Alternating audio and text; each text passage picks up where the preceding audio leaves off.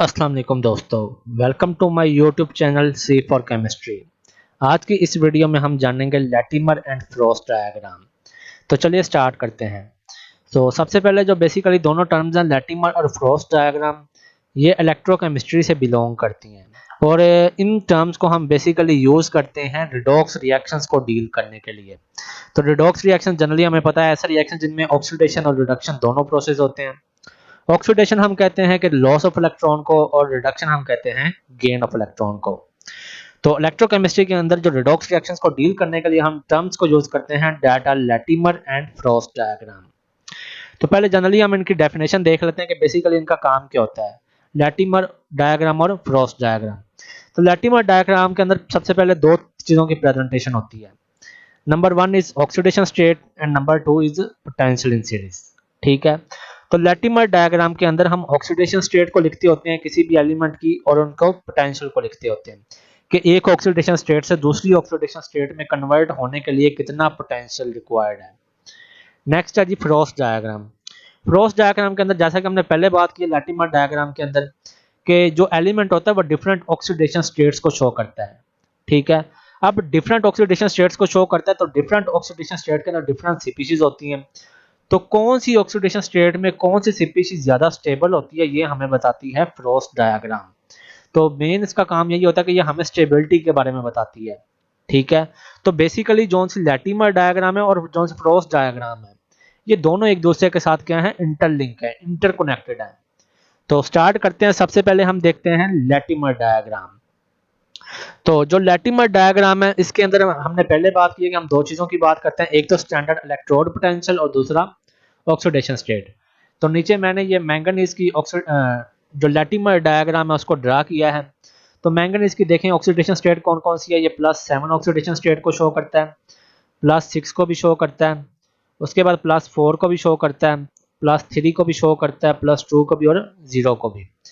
तो अगर हम इसमें देखें तो जो +7 से +6 के दौरान पोटेंशियल रिक्वायर्ड है वो देखिए ऊपर हमने लिखा हुआ है 0.56 वोल्ट है। +6 से +4 में कन्वर्ट होने के लिए 2.26 वोल्ट रिक्वायर्ड है। +4 से +3 में कन्वर्ट होने के लिए 0.95 वोल्ट रिक्वायर्ड है। +3 से +2 में कन्वर्ट होने के लिए 1.51 वोल्ट रिक्वायर्ड है।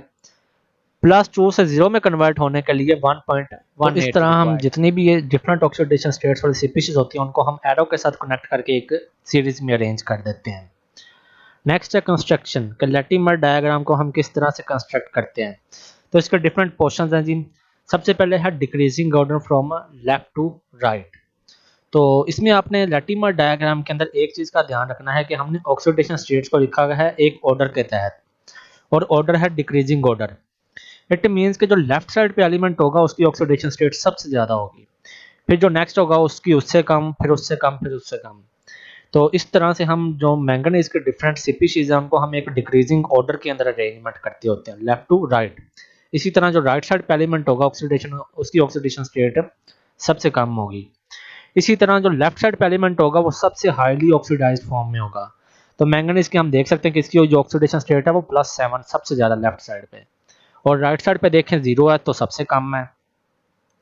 तो इसी तरह ये जो से डिफरेंट ऑक्सीडेशन स्टेट्स वाली स्पीशीज इनको हम एरो के साथ क्या करते हैं, कनेक्ट करते हैं, और एरो के ऊपर हम क्या लिखते हैं, एक स्पीशी एक ऑक्सीडेशन स्टेट से दूसरी ऑक्सीडेशन स्टेट में कन्वर्ट होने का एडजेसेंट पोटेंशियल, या जिसे हम रिडक्शन पोटेंशियल भी कहते हैं, क्योंकि बेसिकली +7 से +6 में आने के लिए स्पीशी रिड्यूस हो रही है तो इसलिए हम इसको रिडक्शन पोटेंशियल भी कहते हैं। तो ये थी कंस्ट्रक्शन लैटिमर डायग्राम की। नेक्स्ट हम देखते हैं डिस्प्रोपोर्शनेशन रिएक्शन।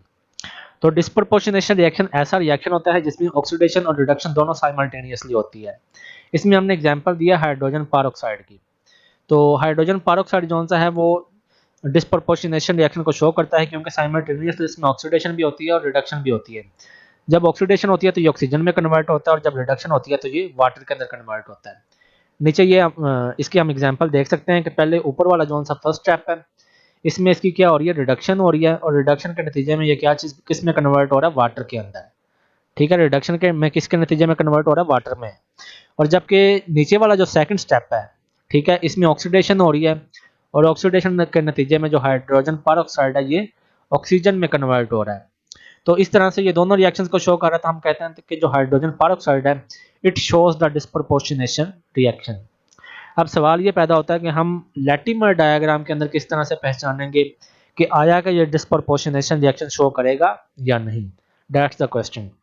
तो जो हाइड्रोजन पेरोक्साइड है ये ऑक्सीजन की एक लैटिमर डायग्राम है। यहाँ पे ऑक्सीजन की ऑक्सीडेशन स्टेट 0 है, हाइड्रोजन पेरोक्साइड के अंदर -1 है और वाटर के अंदर -2 है। तो इसके अंदर अगर हम देखें, अगर तो अब ये कंडीशन है कि हम किस तरह से पहचानेंगे, अगर तो जिस स्पीशीज जिस तरह हाइड्रोजन पेरोक्साइड है, अगर तो इसके राइट साइड पे जो है वो पोटेंशियल ज्यादा होगा और लेफ्ट साइड पे कम होगा तो हम कहेंगे कि ये डिस्प्रपोर्शनेशन रिएक्शन शो करेगा। ठीक है, जिस तरह हाइड्रोजन पेरोक्साइड को देखें तो राइट साइड पे पोटेंशियल है 1.76 वोल्ट, जबकि जो लेफ्ट साइड पे पोटेंशियल है वो 0.7 वोल्ट है। तो राइट साइड पे पोटेंशियल ज्यादा है और लेफ्ट साइड पे कम है।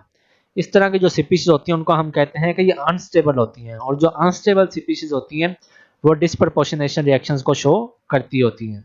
ठीक है, तो इस तरह से हम लैटिमर डायग्राम के अंदर पहचानेंगे कि आया कि वो डिस्प्रपोर्शनेशन रिएक्शन शो करेगा या नहीं।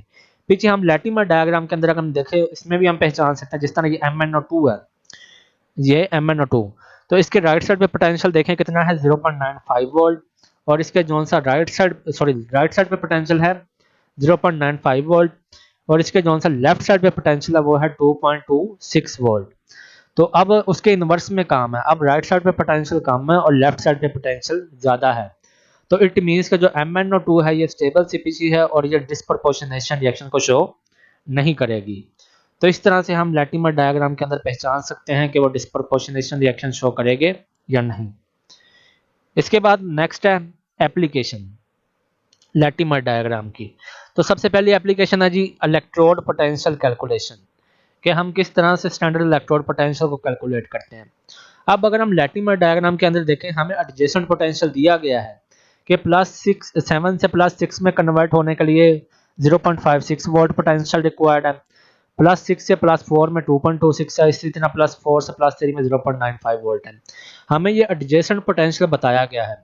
लेकिन अगर हमसे ये पूछा जाए कि +7 से डायरेक्ट +2 में कन्वर्ट होने के लिए कितना पोटेंशियल रिक्वायर्ड है, तो इसको हम किस तरह से मालूम करते हैं, दैट इज द क्वेश्चन। तो इनको हम इस तरह से नहीं कर सकते कि हम ये जितने भी दरमियान में एडजेसेंट पोटेंशियल आ रहे हैं इनको सम अप कर दें, इनको ऐड कर दें और हम एक रिजल्टेंट पोटेंशियल लिख लें। तो ऐसा नहीं हो सकता। इसकी वजह यह है कि जो ई नोट होता है स्टैंडर्ड इलेक्ट्रोड पोटेंशियल, ये बेसिकली पाथ डिपेंडेंट होता है, ये पाथ पर डिपेंड करता है, तो इसलिए हम इनको डायरेक्टली इसको कैलकुलेट नहीं कर सकते। तो इसके लिए हम एक न्यू टर्म यूज करते हैं, that is G naught. G naught हम कहते हैं गिब्स फ्री एनर्जी को। तो ये इसको हम यूज करते हैं क्योंकि ये क्या है, पाथ इंडिपेंडेंट है, ये पाथ पर डिपेंड नहीं करता और वैसे भी ये एडिटिव प्रॉपर्टी है।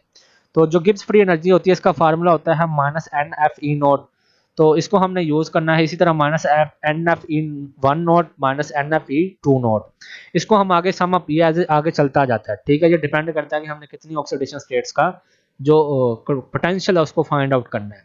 ठीक है, तो अब यहाँ से हम -F को निकाल लेंगे।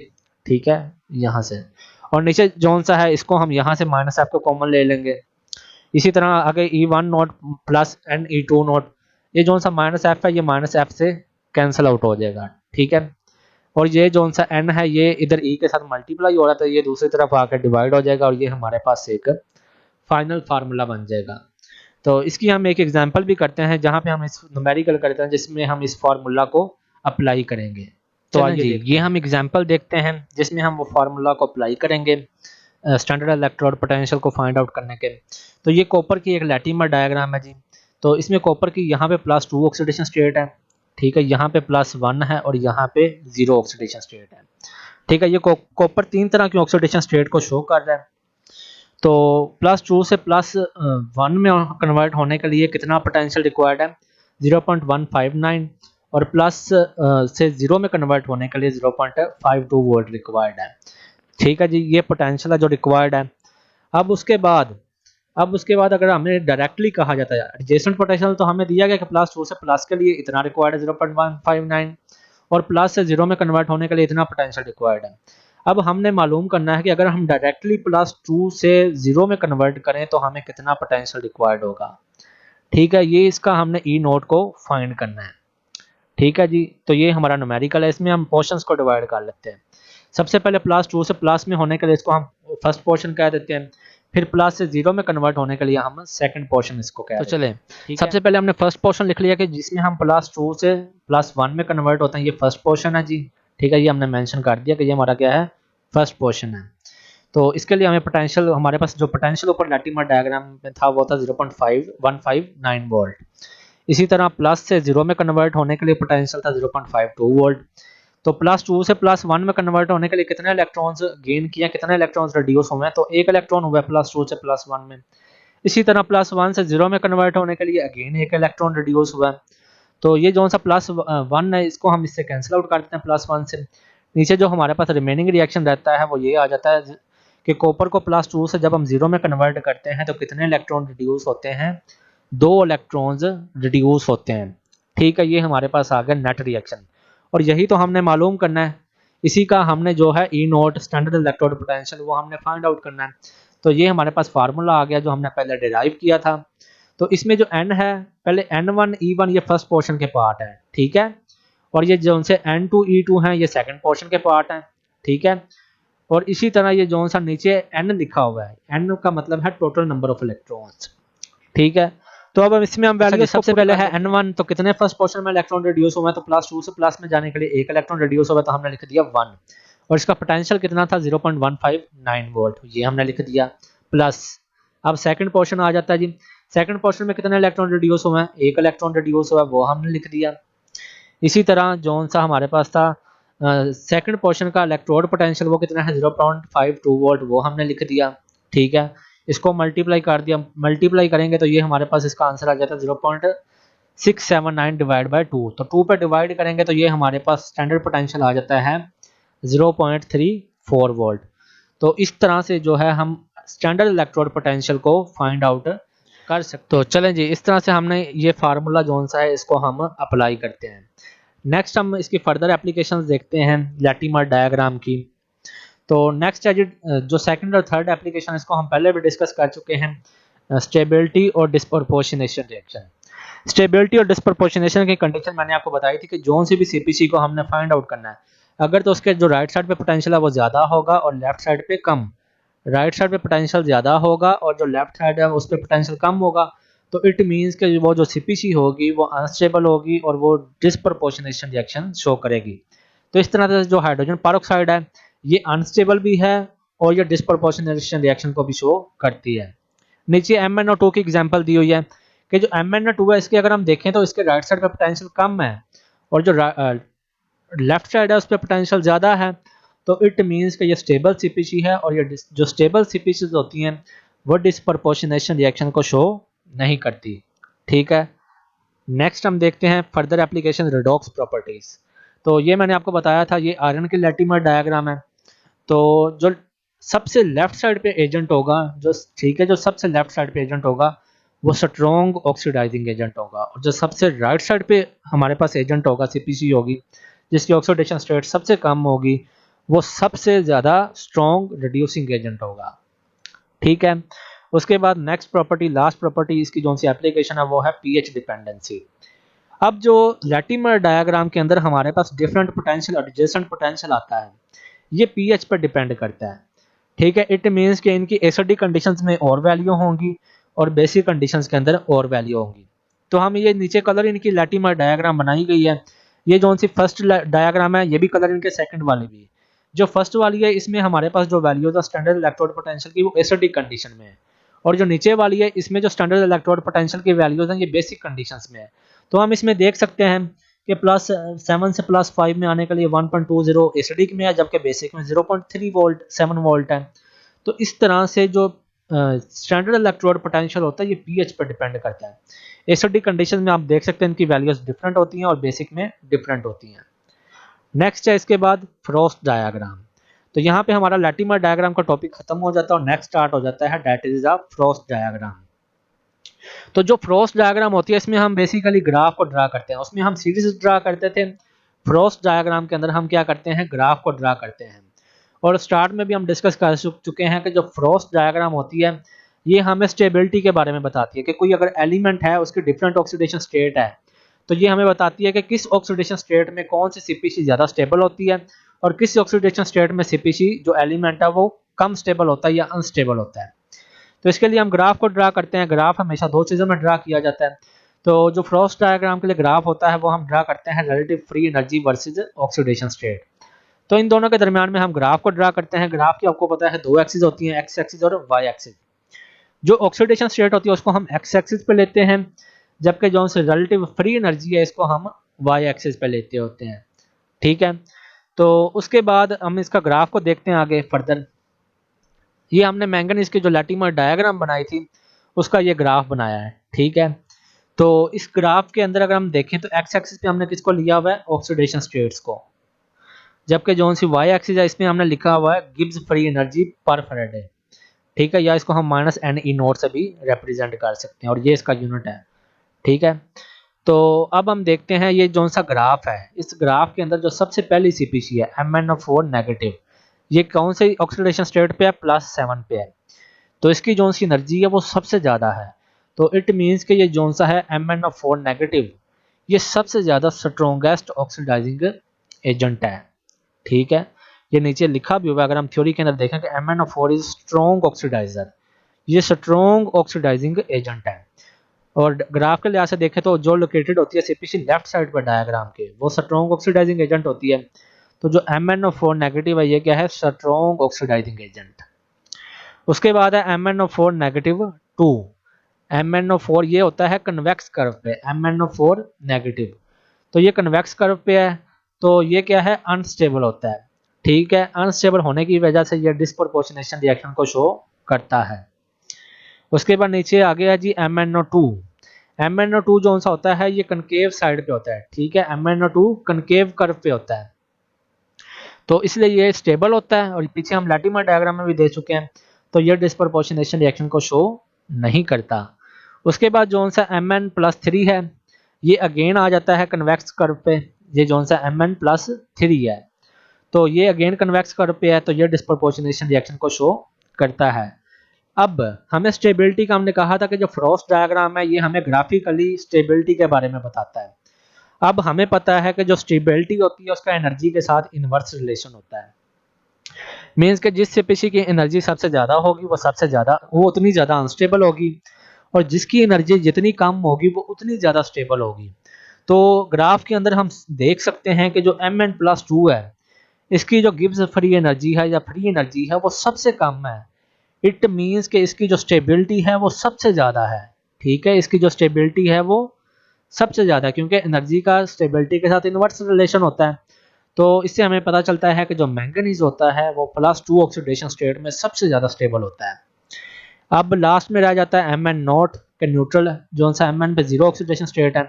तो हमने पढ़ा था कि जो सबसे राइट साइड पे होता है वो सबसे ज़्यादा स्ट्रॉन्ग रिड्यूसिंग एजेंट होता है। नेक्स्ट हम देखते हैं फर्दर। अब ये जो सी वैल्यूज आई हैं, ये हमारे पास जो से ग्राफ में पॉइंट्स आए हैं, ये पीएच पर डिपेंड करते हैं, यानी कि जो स्टेबिलिटी होती है वो पीएच पर डिपेंड करती है। जैसे जैसे हम पीएच को चेंज करेंगे वैसे वैसे इनकी स्टेबिलिटी भी चेंज होती जाएगी। इसकी हम एग्जांपल दी हुई है कि जो Mn+2 है, ठीक है, जो सबसे ज़्यादा स्टेबल होता है ये Mn+2, ये इस बेसिक कंडीशन में एग्जिस्ट नहीं करता। ठीक है, ये बेसिक कंडीशन में एग्जिस्ट नहीं करता, बल्कि ये किस फॉर्म में होता है, इनसोल्युबल फॉर्म के अंदर आता है, मैंगनीज हाइड्रोक्साइड की फॉर्म में। नेक्स्ट है, इसके बाद लास्ट पॉइंट है हमारा कि लैटिमर और फ्रॉस्ट डायग्राम में जनरल डिफरेंस क्या होता है। तो जो लैटिमर डायग्राम है ये बेसिकली समरी है जो हमें स्टैंडर्ड इलेक्ट्रोड पोटेंशियल के बारे में बताती है एलिमेंट के, जबकि जो फ्रॉस्ट डायग्राम है ये हमें ग्राफिकली रिलेटिव स्टेबिलिटी के बारे में बताती है डिफरेंट ऑक्सीडेशन स्टेट्स पे। ठीक है, पहला डिफरेंस ये है। उसके बाद जो सा लैटिमर डायग्राम, इसमें हम एक सीरीज के साथ एरोज के साथ कनेक्ट करते हैं जिसमें हम स्टैंडर्ड इलेक्ट्रोड पोटेंशियल लिखते हैं, जबकि जो फ्रॉस्ट डायग्राम इसमें हम ग्राफ को ड्रा करते हैं, एक्स एक्सिस पे ऑक्सीडेशन स्टेट को लेते हैं और वाई एक्सिस पे हम गिब्स फ्री एनर्जी या फिर फ्री एनर्जी को लेते हैं, और जो स्लोप होती है वो हमें स्टैंडर्ड इलेक्ट्रोड पोटेंशियल के बारे में बताती है। और लास्ट है जी कि जो स्टैंडर्ड लैटिमर डायग्राम है इसमें हम स्टैंडर्ड इलेक्ट्रोड पोटेंशियल्स को समराइज करते हैं, जबकि जो फ्रॉस्ट डायग्राम है इसमें हम रिलेटिव स्टेबिलिटी के बारे में इसको समराइज करते होते हैं डिफरेंट ऑक्सीडेशन स्टेट पे, कि अगर कोई एलिमेंट है उसका डिफरेंट ऑक्सीडेशन स्टेट है तो कौन सी ऑक्सीडेशन स्टेट में एलिमेंट ज़्यादा स्टेबल होता है, ये हमें फ्रॉस्ट डायग्राम बताती है। So this is all about today lecture. अगर आप लोगों का कोई क्वेश्चन हो तो आप कमेंट सेक्शन में पूछ सकते हैं। नेक्स्ट वीडियो तक के लिए इजाज़त दीजिए। अल्लाह हाफिज़।